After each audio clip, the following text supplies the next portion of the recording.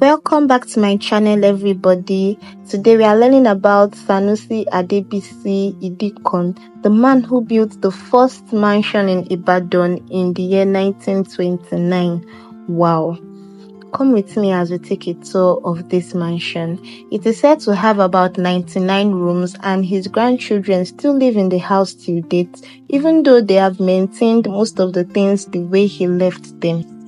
Adebisi was born in 1882 and immigrated from Efonlaye in present-day Ondo State and was the last born of 3 children.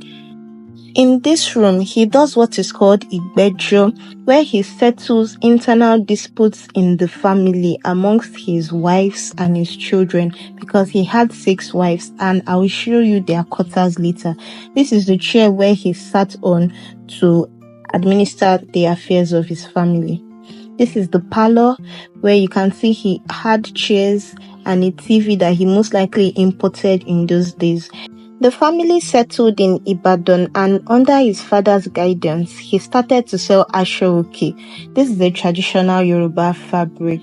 He was so good at business that he eventually gained prominence and ventured into cocoa farming. He acquired about 400 acres of land in Ijebu. This farmland is still in operation today, and he is said to have been a sole distributor to the Miller brothers, which were British investors who bought cocoa in those days. Adebisi is said to have paid the taxes of people in Ibadan who couldn't afford to pay their taxes at the time. This is his grandchild showing me the clothes that he wore then, the chair that he sat on in his room. He went further to show me the plates that he ate with. Can you beat that?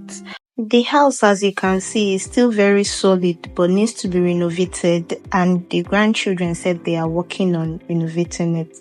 I went over to the balcony and I saw the brown roofs in Ibadan. This is the quarters of his wives. This is just behind the main building.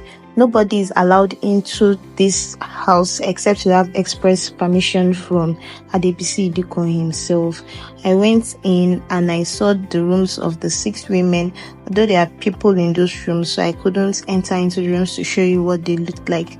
But his grandchild went on to show us where the wives are buried, just inside, or do I say behind, their apartments. These are the graves of the 6 wives. The first 3 in front and the other 3 behind. We were taken to Adebisi Idikan's mausoleum to see how he was buried. Before he died in his final days, he asked that he wanted to be buried alongside his siblings and his 2 best horses. Outside the mausoleum are his other family members, and then inside you have the siblings from the first child to his own grave as the last child. Then beside his grave are the graves of his 2 favorite horses. He died in the year 1936 at the age of 56. We were done at this point, but our tour guide, who is also Adebisi's grandchild, took us back into the house to show us Adebisi's cocoa records. He was uneducated, but he employed a secretary who documented every sale he made and his exports. So this is the book, or one of the books, where he recorded his sales and proceeds. I hope you all enjoyed this video. Do not forget to like, comment, and subscribe. Thank you.